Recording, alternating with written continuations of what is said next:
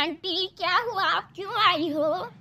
ए चिंकी, हम तोहरे लगे ऐसे आईने है बहिनी कि मोहन के का कहलू है कि होली के दिन तो के खूब सहेलियन के साथ मिल मिल करके खूब कचुम्मा निकालेंगे। बताओ। अब मोहनवा बैठ के रो रहा है कि हम सोचनिए कि हम इनके लगाई तो सहेलियन के साथ मिल के प्लान करती है। चिंकी रे मम्मी तन जाके समझाओ कि ऐसा ना हो कि कहीं सहेलिया के साथ मिल के एकदम हमको कपड़ा वपड़ा निकाल देना, सब कॉलर वॉलर लगा मत दे। मम्मी बहुत गुस्सा आएगा हमको। चिंकिया को समझाओ जाके। ठीक है आंटी, उसको कलर नहीं लगाएंगे, पिचकारी से मारेंगे बस। हाँ तनी गीला उला कर देना पिचकारी से मार के। लेकिन ए सुन, इसको ना गटर के पानी से नहलाएंगे। अच्छा ए बहनी, काला फुसकी मत कर सहेलियन के साथ है।